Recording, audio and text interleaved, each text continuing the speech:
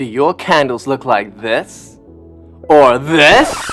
This is called candle memory burn, or candle tunneling, and it leads to a lot of wasted candle wax.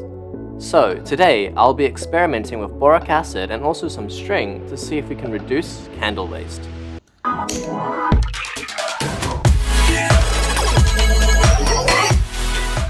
Hey, it's Wilpo here.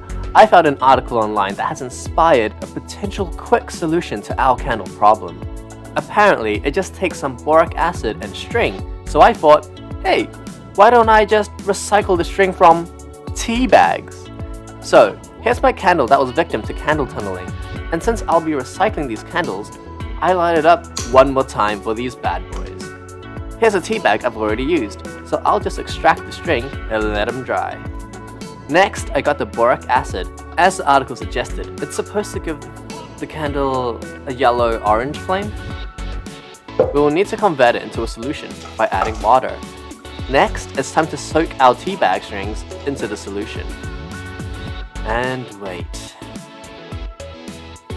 Okay, it's been a couple days, and I'm back with the same fashion choice. We'll also need to melt down our wax for two reasons. The first is we need to coat our treated string with the wax, and the second is so we can refill the candle body. Now, to assemble.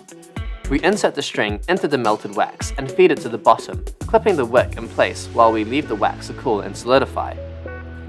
And we have a revived candle! Now for the moment of truth. I got my handy rechargeable arc lighter here.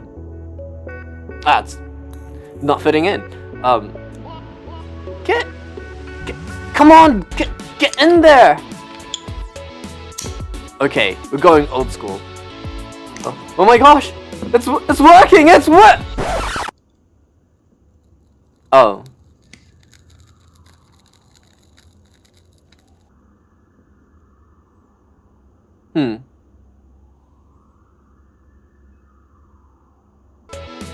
No, I won't accept failure as an option.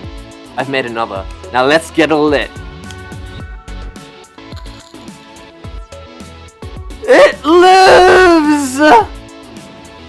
This means we can move on to the next article where we can start upgrading and making wicks that can color flames. Now, where can I get my hands on these materials? Also, I need test tubes.